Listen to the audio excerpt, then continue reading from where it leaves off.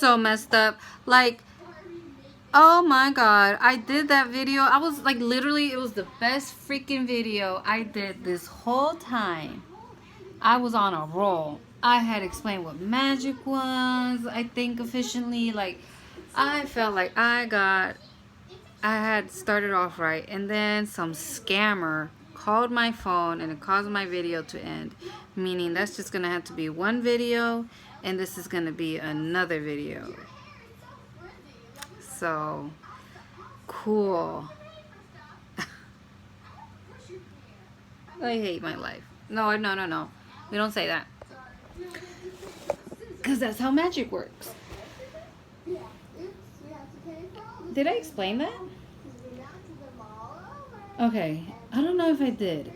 I jumped into explaining ingredients in magic and how important it is to know the meaning behind each ingredient and the energy it carries and how to manipulate that energy to throw it out into the universe to achieve what you want to achieve.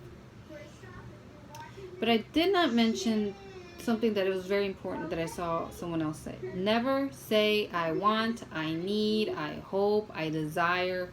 None of that BS. None of it. Why? Because this is how the universe, in a sense, works.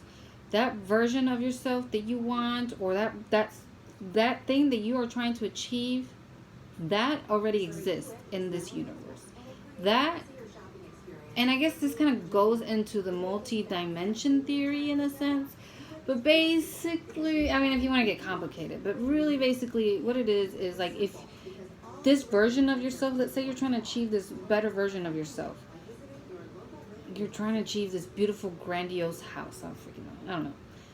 But that version of yourself that lives happily, feeling her inner goddess with her big, pretty house and her nice career, that version does exist. But another version also exists, where that a negative version of that, right? Where you're at a miserable point, where like the complete opposite. When you say like fuck my life, or I hate my life, or my life ain't shit, you are making that ugly version more real with your inner energy, with your words, which is magic as well. Your words are magic.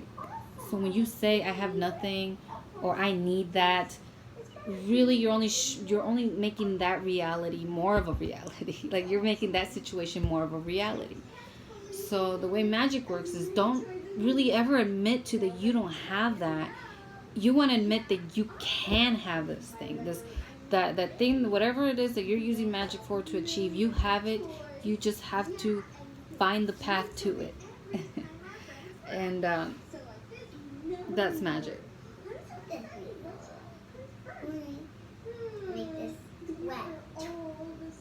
Cool. So yeah, that's very important with spell casting. Don't ever say no. I mean, like, don't ever say that you don't have it and you hope and you want and you need, because that's not it. You're saying this is what I'll achieve. I will have prosperity. I will have love. I will have a peaceful home. I will, no matter what, I will have that. That energy and that attitude is important for magic. So I hate that I had to make 2 videos to explain that. Thank you, scam caller. But whatever. Red. Did I explain in this video? I don't know. It doesn't matter. Red. Lust, love, relationships, passion, desire, all of that. Red. That's the energy it carries. How are you going to use it? Chances are for a love spell. A rose quartz. This is for love, but it's mostly for self-love. It's for healing of the heart chakra. It's really for self-love. And it's one of my favorite stones. But you can definitely use it for a love spell. You can use this to just kind of to project that love that you have, or to feel that love for someone else or for yourself. And to really be able to just kind of like, I guess, symbolically, like, just put that into your little crystal. You know, crystal kind of radiates that even more. and that helps you with your spell, because when you're casting spells, you want to create that sensation that you're trying to achieve. So if you want love, you want to create love around you. You want to create the feeling of love as you're casting this spell. So there's that. Rose quartz essential oil. Oh, I love this thing. Put it in a bath, in a super hot bath. Light a white candle. Grab your rose quartz. Your rose quartz. Just soak in there. Meditate. Oh my God, you come out feeling like a freaking goddess. I promise. It's the best. And then you add rose petals, even better. You can also turn that into a spell bath. I'm not too familiar. I guess I've been doing spell baths this whole time, but more like meditation while soaking in love. I guess it is a self-love spell bath, but I'm not too good at those, or not good, but I don't really know what I'm doing there. I just know I'm doing something a little witchy, a little energy projecting, whatever. Cowrie. You might use this. Oh, sorry. Actually, let me get back to this though. The essential oil. Okay, so going back to creating this aura of love, the sense of love to cast a love spell. Not chances are, but you'd probably use this to anoint your candle. Once again, showing it that love, giving it that love that you either want to achieve from a partner or from yourself. Rubbing that love in there. Take a shot every time I say love. And then the cowrie shells. More symbology for love. Fertility, feminine divinity. So these are great. Ooh, I love seashells. I'm a sea witch deep down. I live in the Midwest, but if I could, I'd be a sea witch. Don't play with me. So the cowrie shells. Fertility. I don't know if you're trying to get pregnant or have a more active sex life. All of these elements are great for that. Now we're going to kind of go on to the so this would be a very basic love spell. Very basic, very few elements involved. Still, chances are you don't own any of these things, so it is a mission to create a love spell. Any love spell is a mission, really. I'm not a fan of basic candle, light a white candle and say a prayer type. I like to put in more work. I think the more physical work I apply, the more I'm able to focus that need into what I'm doing, because I lack focus. But when I'm doing things, I'm in this constant state of like, okay, cowrie shells for love or for this, essential oil for this. Like, it keeps me focused. Love, right? Because I'm constantly handling something that's reminding me of what I'm doing for this spell.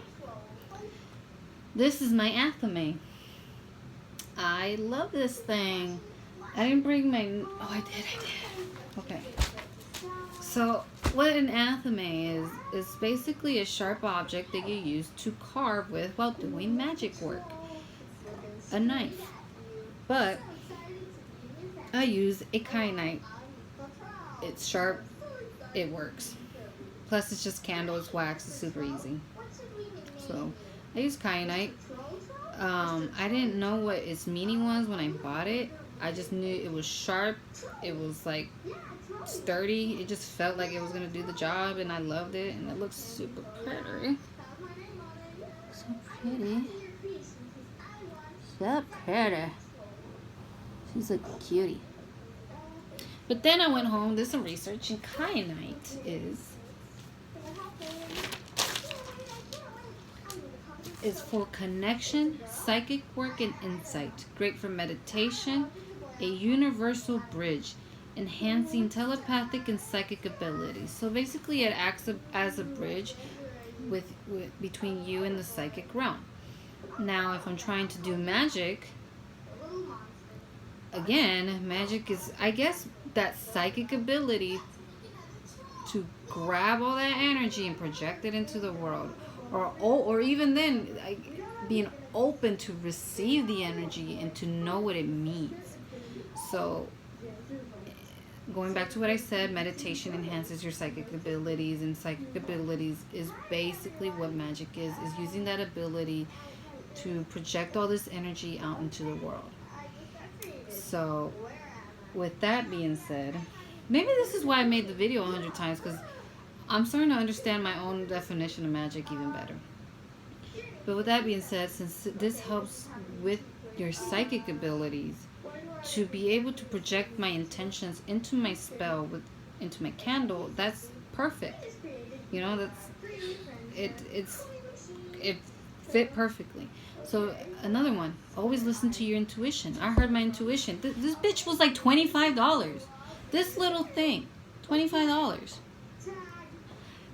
And my brain still said, no, go grab it. You're probably spending $50 already. You're about to spend $75. And I do not regret it. I came home and was like, dude, this is meant to be. So that's my anthem. Always listen to your instinct too. Sorry, Rose. Sorry. Now, the ending of this is, honestly, I should have started with this. Before you do any spell, you want to cleanse your area. There are 100 different ways that you can cleanse. Water cleanse. You can use moon water. I've created my own holy water. If you're Catholic, girl, use holy water. Why not? You believe that it works, right? That's the whole point. You believe in the energy, which, hey, by the way, fun fact, holy water has a lot of basil. It's majority basil in it. So, herb water is basically a good way to cleanse. But even then, moon water, holy water, rose water, lavender water, mommy's special water, which is what I use, that's one way to cleanse. Another one is smoke cleansing. Very political here. At least I've seen on Facebook. Political ass Facebook. I don't say smudge anymore. First of all, I used to say just like smoke cleanse in Spanish. You know, like it's. I didn't start saying smudge until I heard someone else say it, and I'm like, oh, okay, I guess that's the English way of saying it. But information has been coming out about native tribes and how they do it. I don't want to get political. I'm not even going to explain it. You do your research. But I won't say smudge. I know some places say smudge sticks. I say smoke cleansing. Regardless of what culture you're from, everyone can smoke cleanse. Does not matter. I just don't say smudge, and I don't use white sage. Out of respect for what I've seen some native tribes request. It is just simple. There's so many ways to smoke cleanse. And linguistically, why does it hurt you to say smoke cleanse instead of smudge? So, I hope I don't offend anyone, but I really want to respect the native tribes. I am indigenous myself. I am Mexican, but I am 75% indigenous Mexican, So, naturally, I'm going to respect what native tribes are asking for. Even if I don't fully understand what they're saying. Or, not that I don't fully understand, but, it's confusing. Some native folks say yes, some native folks say no. I don't care. This is why no. Hey, just want to put it out there that for your sake, maybe just stick to smoke cleansing and stay away from the white sage. But that's just it. There's different types of sage, and another one is rosemary. I love using rosemary. This is like my favorite thing now. And then there's cedar. There's Palo Santo. I grew up with Palo Santo. Like, that's a common household item in a sense for a spiritual practice at least where I grew up. So, you don't have to use just white sage. I know that's like the most common one, and I know they usually sell it as a smudge stick, but probably if you want to avoid fights, call it smoke cleansing and experiment with all herbs: mugwort, lavender, rosemary, cedar, Palo Santo, like I said, all great alternatives. But yeah, there was a long one about rosemary. This smells beautiful. I actually made this at home, so I'm super proud of it. It takes a few days to dry, but totally worth it. Maybe it has too much string, but who cares? Final. Fucking final. You can even do sound cleansing.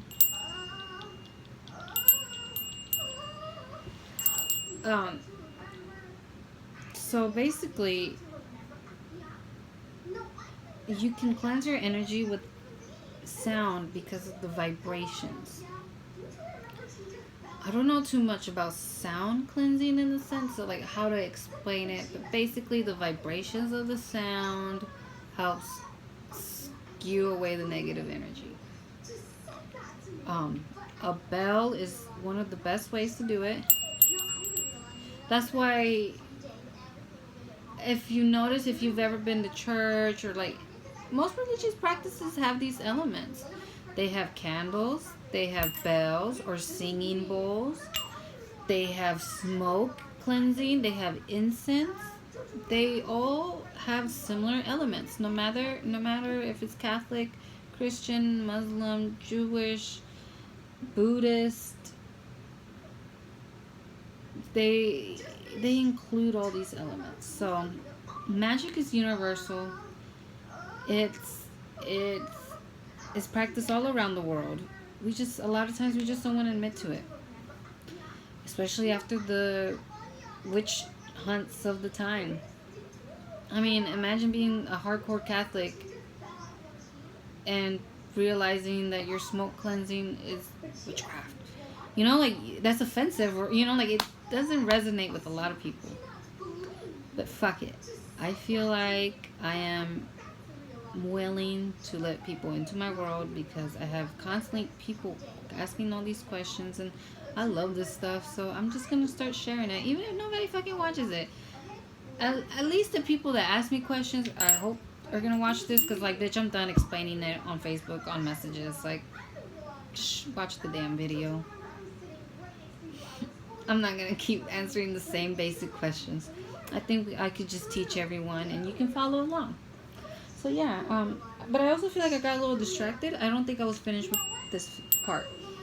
Sound vibrations will clear your the negative energy away, and bells is a good way. But even if you don't have a bell, if you have none of this stuff, like you don't have even this, you really want to practice some magic. You really want to cast that spell. You have a few elements, but you weren't able to get things to cleanse with. You know what else you can use? Your hands. Maybe laying down isn't the best way, but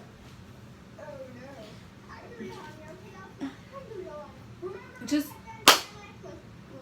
I don't know if obviously, like, you're new and you may not feel it, but I've done the experiment before where I walk into a room and just go and just, you know, just feel like I'm dusting something away.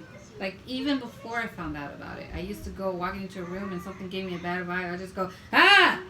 You know? I don't know. It's been an instinct to do it. So when I found out about it and about, like, vibrations clearing the negative energy away, I was like, that makes fucking sense. I've been doing it since I was a kid. So there's that. Maybe I didn't need to go into all that. But yes, thank you for following along. Thank you for being here. Fuck, are you even here? I don't know. Who cares? Hi. I'm crazy.